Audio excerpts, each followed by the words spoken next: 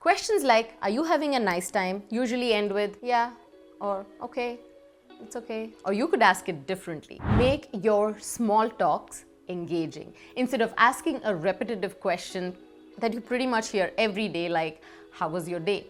Try something like, has anything exciting happened today? What are you planning to do after work? Are you doing anything fun after work? I get it.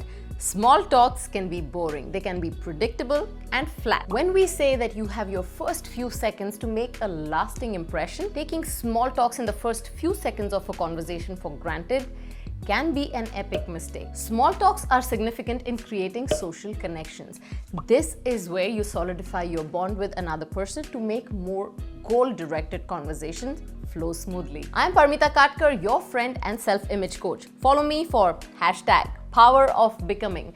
Build your authority and influence by confidence transformation in your beauty, style, and personal brand. The better you are at having social conversations with others, the more you will be memorable to others. And also, the likelihood that you will be thought of as an interesting person to work with is much higher.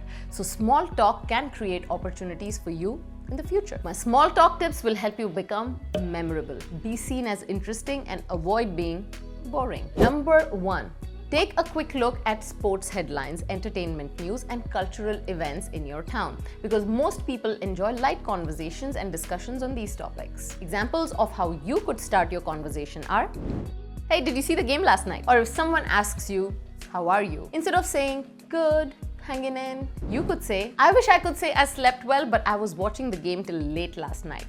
Totally worth it. Are you a Lakers fan? Now, based on their answer, you could continue the conversation or divert the topic in any direction you desire. Number 2, remember people's names and address them by their name. So instead of saying, hey, how was your weekend? You would say, hey Mark, how was your weekend? Instead of saying something like, I don't want to go tonight, you would say, you know what, Sarah, I would have loved to go, but not tonight. And notice that the same conversation looks and sounds very different with and without your eye contact. So maintain eye contact when you're communicating with people. Number 3, rephrase the repetitive, boring small talk questions differently. Questions like, are you having a nice time? Usually end with, yeah, or okay, it's okay. Or you could ask it differently.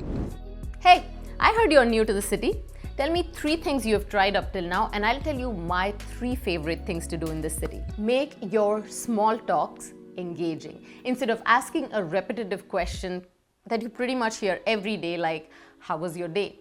Try something like, has anything exciting happened today? What are you planning to do after work? Are you doing anything fun after work? These kind of direct questions make other people feel like you are genuinely interested. Number 4, during small talk, when you typically hear questions like, how was your day? How are you? You almost don't listen to the answer because they're the same cliche answers. Listening is a good skill because when you listen, you can come up with questions and again, diversify your conversation. My son recently asked me if he wanted to start a podcast, what are some of the skills that he should work on?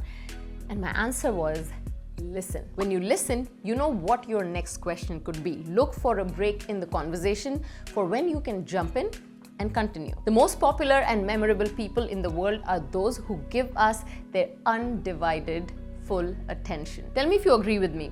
We remember how people make us feel, and when you truly listen to someone, you will make them feel important and they will remember that. So small talk is a big deal. If you can visualize your highest self and you need guidance on how you want to show up as her or that image, fill out a form on my website and schedule a complimentary phone call if you want to understand how one-on-one coaching with me works. Subscribe to my channel for more self-image transformation videos. Check out my other programs that are available for purchase, my suggestions, and my other social media handles that you should follow. Here's a great opportunity for you. I want you to sign up for the free masterclass in the description below. If you judge yourself harshly before showing up on social media, then this masterclass is just the right masterclass for you. I hope you enjoyed today's video. Step out of your comfort zone with conviction and confidence. If you are ready to take action, remember, the only way to grow is by taking risks and by being brave enough to try something new, even if it puts you outside of your comfort zone. If you're ready to get uncomfortable and grow, then you're in the right place. See you next week. Until then, blush with me.